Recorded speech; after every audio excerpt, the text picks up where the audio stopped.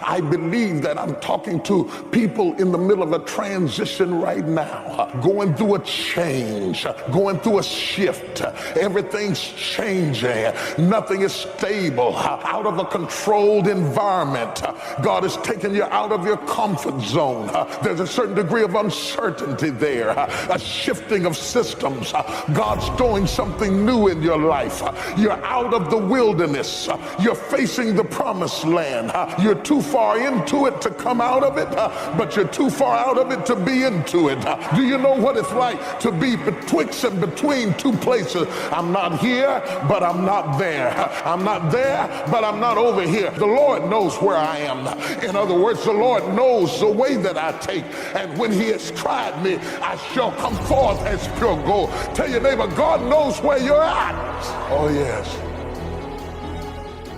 I love people of action. I weary of people who get in your face and tell you what all they're doing and actually doing nothing at all. In my life, results count. I'm impressed by results. Don't tell me what you went through. Tell me you got it done. Not hearers of the word only, but doers of the word. God blesses what you do. And see, when you walk with somebody who is a person of action, and you walk with a do-it man, that spirit will leak out on you. Oh, look at somebody and say, do it. Do it. Do it. Don't dream about it. Don't wish for it. Don't hope for it. Don't long for it. Don't cry about it. Get up and do it. Do it with all of your might and with all of your strength and with all of your passion. Somebody holler, do it. I know you've been through hell. I know you had to go through high water. Didn't think you could swim through it. But I also know there's a reason that you went through everything you went through. After this, you're going to come into your promised land. You're going to see why you had to go through this to get what God is about to do in your life. He didn't take you through that wilderness for nothing. Something good is going to come out of this. You can't let your past destroy your future. You got to get rid of the stuff behind you so you can lay hold to the stuff that's before you. Look at somebody say, get it off you. I don't know who I'm preaching to, but whoever it is, you're getting ready to go to the next level. You're getting ready to go into a brand new dimension of thinking and living and breathing. And a whole lot of things had to change in your life. But the Lord said, after this, get ready, get ready. Some of you have been standing waiting on God to help you. You better go ahead. Slap somebody and say, do it. You've been praying about it, but it's time to do it. You've been waiting on a sign, but it's time to do it. You've been waiting on God to respond, but he already gave you the answer. Do it. Because sometimes a runner can be on his mark and be set to go, and the gun can go off and they can freeze. They're stuck in a state of preparedness, but they never propel into their destiny. Action. Jesus, the master teacher, said, don't just be listeners, be doers. The world admires the doers. Give it everything you got. Put your heart in it. Most people, when they're working on dreams, they don't give it everything they have. I heard a guy say in a book, the title of it was, All You Can Do Is All You Can Do. And all you can do is enough. Most people don't do all they can do. Most people go through life holding back. Answer your calling. Whatever you're called to do, don't count yourself out. Don't say, I can't do that. Many of us go through life saying no, and you don't even know what you're saying no to. You don't know what you cannot do if you're not willing to challenge yourself. Whatever it is that you don't know how to do right now, you can learn. I did not know how to speak for major corporations. I didn't know how to do that, but I decided to become a student. If you do your research, if you do your homework, if you make the commitment that I'm going to learn, when you look at what do I have going for me and drop your buckets where you are, decide I'm going to work and get myself together. A guy named Jim Rohn said, if you develop your gifts will take you places that you'll never begin to imagine. You want to improve, you want to get better, you want to get on a workout program or a clean diet, you want to start a business, you want to write a book or make a movie or build a house or a computer or put together some mobile application. Where do you start? You start right here. And when do you start? You start right now. You initiate the action aggressively. You go. Because the idea isn't going to execute itself.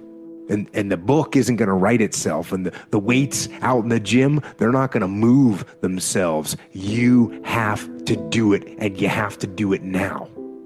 You got to stop thinking about it and stop dreaming about it and stop researching every aspect of it and reading all about it and debating the pros and cons of it. Just start doing it. Take that first step and make it happen. Taking action is part of law of attraction. See, a lot of people think you can just sit in your room, meditate, visualize having the perfect car, the perfect house, the perfect relationship, and then it'll kind of just come to you. And I always say, unless you live at the bottom of a hill where there's a road, it's probably not going to be a Cadillac show up in your living room, right? So think about this. The last 6 letters of the word attraction spell what? Action. Now, there's 2 kinds of actions that are critical.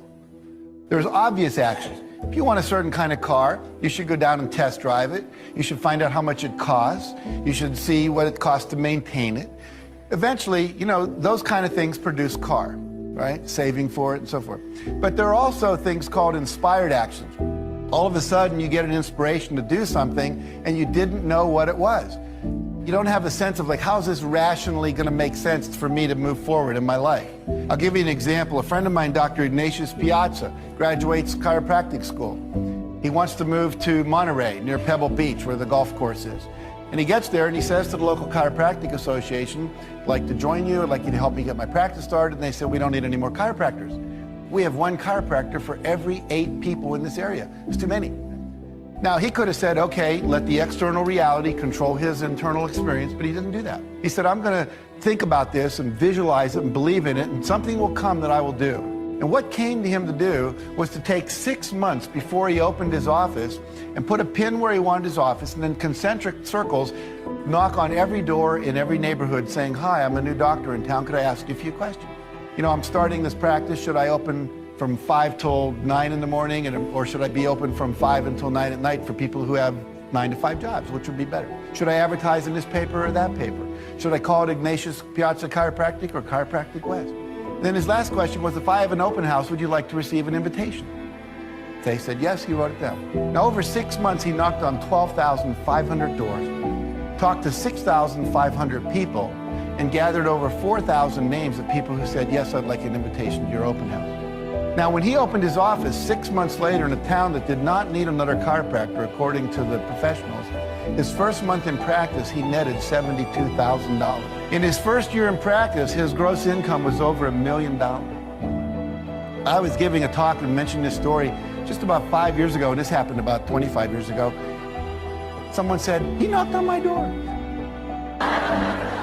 And he left his card. And 2 years later, I needed the chiropractor, and I called him. Because we work with people we know, we've had an experience with, right? So he trusted his intuition. He took action on it. Other people would say, oh, guess I can't have what I want. You got to be willing to take the action. Every battle he'd fought, every pain he'd endured, every love he'd lost was just moving him to the place.